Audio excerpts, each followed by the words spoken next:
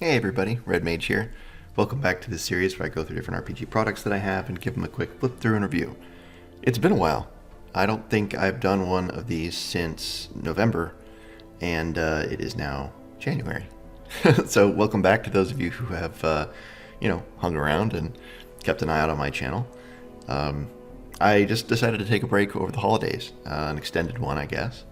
And, I guess that's what I just tend to do that sort of thing. I did it back in summer. But I'm back for at least the foreseeable future, right? I want to get back into a good schedule of videos and stuff. So hopefully I'll release a couple this week and next. And I wanted to start off with Khosura, King of the Wastelands, which is a city and wilderness setting for levels 3 through 8 by EMDT, the First Hungarian D20 Society, The Echoes of Formalhaut, by Gabor Lux. This is so cool. As you guys know, I'm a huge fan of that, the whole product line. I'm a huge fan of all the stuff that Gabor Lux does. One of my favorite dungeons of all time is Castle Xyntillan. Absolutely love it. And this is a city-state in the desert with a dungeon undercity beneath it. It's 168 pages of brilliant setting, world building, and dungeon design. I love this thing. It's up there with Castle Xyntillan in my opinion for how cool it is. So let me go through it. First of all, not all the art. The cover art's by Peter Mullen. There is some AI art used throughout, and you can tell, but it is really, really well. You'll see. It's designed to look like woodcut art, as far as I can tell. So you'll see as you go in. Robot overlords, dead Victorians, antique alumni, and robot overlords. So there's definitely some use of that as you go through, but there's some public domain art as well and things like that. But it is layered in pretty well. I know there's a big debate about AI art and not using it, but I think that as long as, how to put it there, is if AI art is used supplementally in the way that it's used here, then I don't have a problem with it. Again, I know that some people are just, really, really against it, and I completely understand why. But there were artists who were, paid for their work in this adventure, so it's not as if it was replacing artists. It was there supplementally, and you'll see again, it's really incidental as you go through. So here's the table of contents. You have a foreword, you get the city-states, introductions, middle city, upper city, and then the undercity. And that's the big majority of this book. There is a wasteland around it, so it's a sort of a wilderness region given to some smaller dungeons out there too. But the majority of this book is the undercity itself. So let's go through here. Here's Gabor Lux with his great little skull head there. And here's the map of the city. You can turn your head a little bit. This, if you buy the pack on Drive-Thru RPG, you also get a map pack as well. And this is the player map, or it looks like this too. So you can turn your head and you can see what the city looks like, which is kind of cool. For the city-state of the Four Mysteries, it's a great piece of art right there as well. So the idea here is that there's this city in the desert, which has been the seat of great empires and other ideologies and religions. But now, currently, it's sort of on the down. It's not super powerful. It has a lot of ancient history that kind of sustains it. And there is a religious king.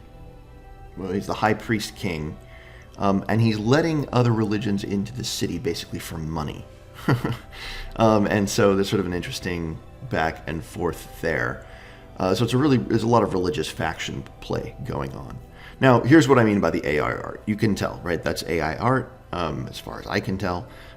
It looks like a woodcut. It looks kind of vague. It looks like hieroglyphs, sort of. And that's the way it's used throughout, as sort of like this vague, unclear reference to maybe what's kind of going on the page, but very, very incidentally. So again, along with the actual great art throughout, it doesn't stand out as kind of annoying or anything like that. Here are the factions here, primarily. And they're, again, mostly religious. But you have the 6 trading houses, you have 2 new faiths, you have Taramis, an initiate in Uthamios. And then, of course, you have the Grand Vizier, Anvin Ishambarg. There was a triumvirate that ruled before. I think that's really cool. And you never say the names of the triumvirate where anyone could hear, because of the priest king's unbroken reign of 70 years. He started with the acts of the great cruelty. And so you don't want to say the name of the people who ruled here, because it's just bad luck, or it's not done, or something like that. There's a salt lake, and it's been flooding in over the lower city. And so the lower city is mostly abandoned, and the middle city is full of the refugees from it. And so you kind of have the middle city, which was the merchants and the craftsmen, but now it's also kind of this mass of people, or some people who managed to escape. But many of them were not allowed to escape. They were told they couldn't. They were forbidden from escaping the lower city, and they were locked down there. And so as they flooded, they just died, and now they're undead. It's really cool. So the Undercity is this sort of salt lake with some buildings that are still rising up over it. Little bits that were higher and all that stuff. But if you go down there, there's probably stuff to find. But there's also now undead who were trapped. It's kind of cool. And then you have the upper city, which is where the priests and the wealthy and the nobles live. And then, of course, you have the Undercity. There's great rules here for crime and punishment, because you're in a city.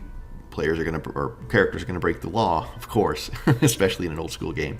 They're going to rob somebody. They're going to break in somewhere. There needs to be a risk reward there, and the reward is the treasure they might get.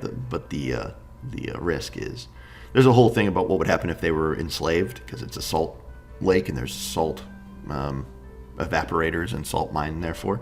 And there's a whole thing about like what that place is like, and of course players are probably going to get locked in there and all that stuff. There's the gods and the ideologies. You have Uthemios, Ishtar, Derketo, or the Kamnic mysteries, Fedefuse. I don't know how to say that name. The god of commerce, and then Mung, which is more of like a philosophy. Ishab Lambar, the new god.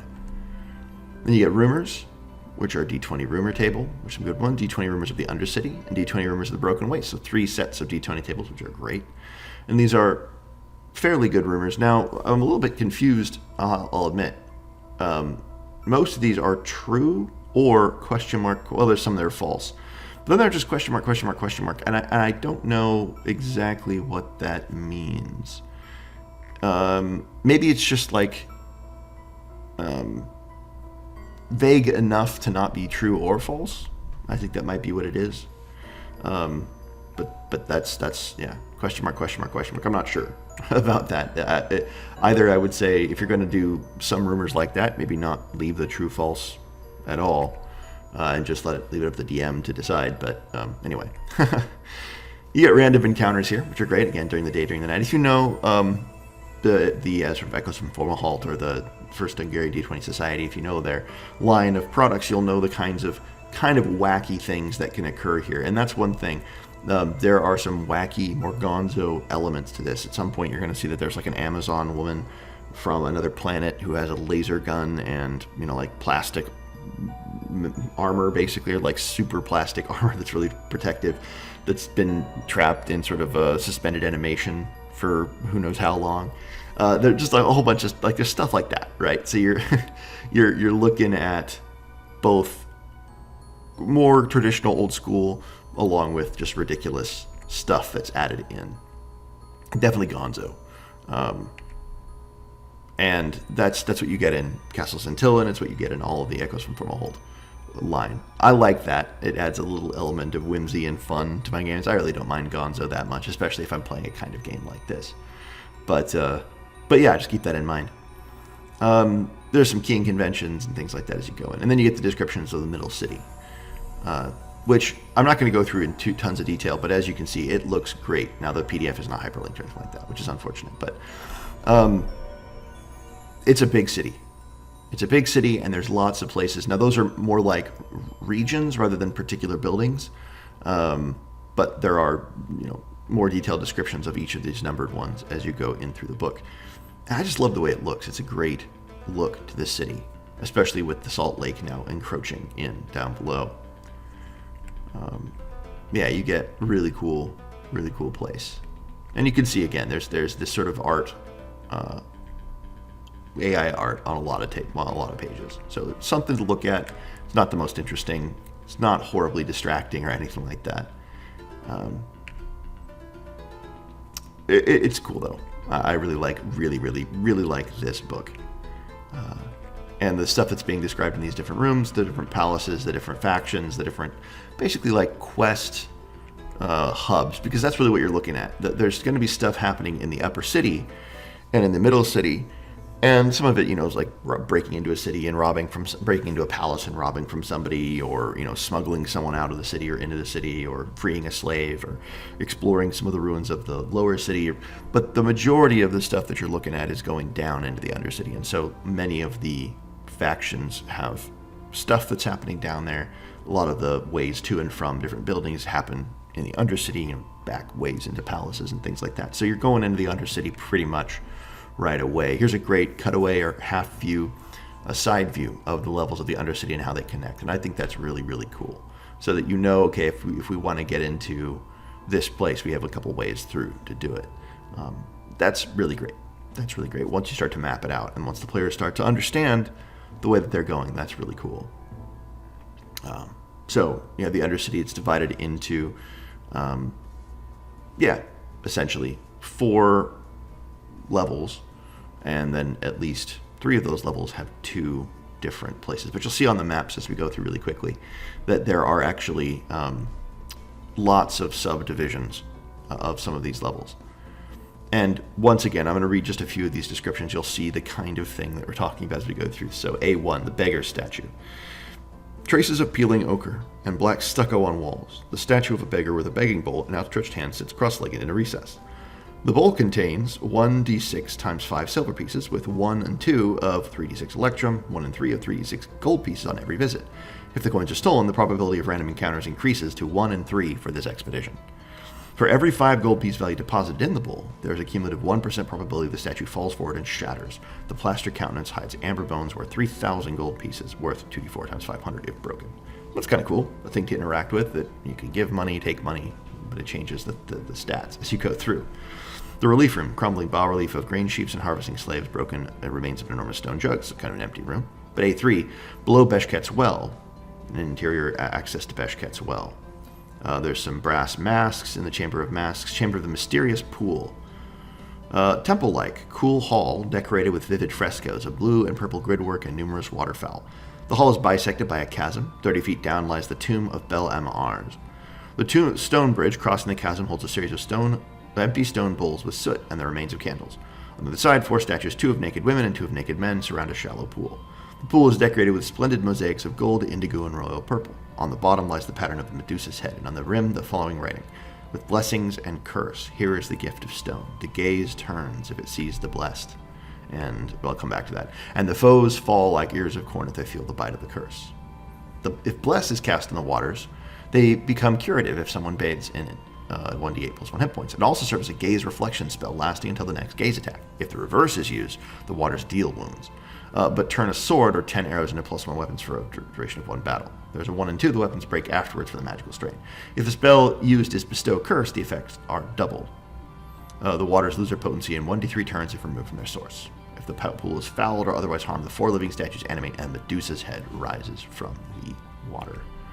So that's really cool, right? That's the sort of interactivity you're looking at here. Ooh, interesting. So there's a pool with a riddle, interacts with magic in interesting ways, very interesting ways. And you'll notice it's pretty powerful to get. You can get a +2 enchantment, heal 2d8 +3, or +1 enchantment, or 10 arrows.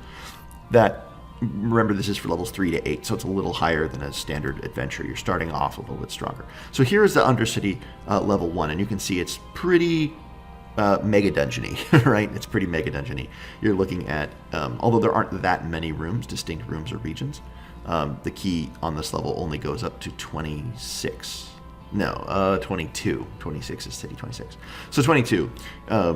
But you can see that some rooms are like kind of regions. There's not anything in particular in this room. And of course, there's a random encounter table. So you're going to be rolling as you explore through. So there's a lot of rooms that are relatively empty on the first level. You could fill them in obviously yourself, but they're not keyed on the map, and so there's a lot of leeway for you to fill this up if you want, or to just rely on the random encounter tables to sort of make it more interesting. Here's the Undercity 2A, and you can see that once again it's just very expansive. It goes out. What I really like is that this is another way of getting into it. You can see there's the sort of sewer which flows out of the city, or the waterway which flows out of the city, flows right through the grid at 16 at the bottom, and that allows you to have access to the city through that, because you could try to get through the grate, try to break in that way, and that sort of thing. Anyway, I'm not going to go through this whole book by any means, but you can see it's great. If you know what you're looking at here, you're looking at a Megadungeon flavored as this, religious city out in the middle of the desert with merchant princes and stuff. It's kind of a classic trope. Really, really cool stuff. I like this a lot. And as I said, it's just a great adventure. Now, if you go all the way to the end, I'm not going to go all the way to the end, but you get the wilderness. I'm going to cut back a bit here, a little bit. Yeah, the Wasteland, and the various adventures you can have out there. Keep going back. I went too far. Here we go. So the desert itself and the hexes of the desert. I went there. There we go, the Wasteland. Sorry, I knew it was not this far back. Broken Wastes. Great piece of art there for the Broken Wastes. I like that a lot. How to make it through the wastes here. Wasteland encounters, what happens if you get lost there, and a big encounter table, D100 encounter table, which is very useful as you go through. The hexes themselves, there's a quarry, the Gunark's Dome, the garden terraces, and you can see the map of the desert here. One hex is 200 stadion, which is about 20 kilometers or 12 miles. So these are big hexes, and the desert's quite large. Lots of cool locations on here, though. The Ziggurat of Bel Anshar, the Howling City, the Ziggurat of Nurkudi, the Tower of Birds, the City of Ghouls, the Black Towers, Olianos, the Stone Gullet, the Fields of Ibil Nashur, Polluted Springs, the Garden of the Archaic Ones, Pillars of the Demon. And then you have lots of cool locations with interesting things happening there. It's a full-on region, a lot of interesting connections between the locations. Great piece of art there as the snakes fly out of the chest. That's great. Then you have a few actual dungeons. This is the Stone Gullet, which is sort of a fortress. Got levels that go up. You have the different wasteland travelers you can run into, different regular travelers you can run into. There's the Tower of Birds. Really cool dungeon here with different levels. It goes up 270 feet, so it's quite high. There are different room complexes as you go up. There's the Red Mound, which has some very deadly stuff going on here. And then I Thirst, the Mirage, Beyond the Stone That Sees. Yeah. So a whole bunch of cool stuff that you can get into. A bunch of new monsters at the back of the book, as well with a treasury that you can find with the special magic items. There you go, Beyond Formalhald. I don't know how you say that, but that's how I say it, Beyond Formalhald. The Game Master's Guidelines to Beyond Formalhald is coming in 2025, which is really cool. I'm interested in that. So this was Khosura, King of the Wastelands, a city and wilderness setting for levels 3 through 8. I think this is great. I love this style of adventure. I love this style of product. I love Megadungeons. I love city crawls. And I love dungeons that have the context other than, even though it is, I love dungeons that have the context other than ruin in the wilderness that goes down into the earth. Now, granted, this is a ruin in the wilderness that goes into the earth, but it's a populated one with a city on top. That's cool. I love undercities. I think that's a great way of introducing a dungeon, is having that, because it's just, you have this easy loop of going back to the city of the surface, doing stuff there, and going right down. And it's so quick, you don't have to worry about going through downtime of walking through the wilderness to get to the dungeon. You can just go right into the mega dungeon each session. You can just start and say, okay, we're going to go to this portion of it today, and just jump right into it. So I like the ease with which the loop is accomplished in city crawls. city, or not really city crawls, but city dungeons, undercity dungeons. And this one in particular is very well executed. There's good faction play. There's really cool. The religions and philosophies are really interesting in the way that they interact. They're none of them are very good, and so you don't have to necessarily feel like, okay, well, we're supposed to side with this one or against that one or anything like that. And even within the factions, there are different groups and inconsistencies. One of the factions is led. It's like this woman-hating religion. No women are allowed in it, and yet the high priest died and his daughter had to step in, and so she's in charge, but she believes the religion, so she's kind of like self-hating. It's this really interesting faction, and so you can use that. Certainly players could use that to help disrupt the whole faction, because clearly nobody's happy about that, not even her. So it's an interesting thing, right? And there's this lady who's here to try to take down the whole regime of the priest king, and there's just tons of stuff going on. So plenty of material for you to run a great dungeon and run a great campaign. I'll put links below to where you can get it. I'll use my affiliate link if you guys want. As you buy it through DTRPG, I'll get a little bit, so that's awesome. All right, guys, well, I hope you've enjoyed this video, and I hope you guys are having a great 2025 so far. All right, see you all around.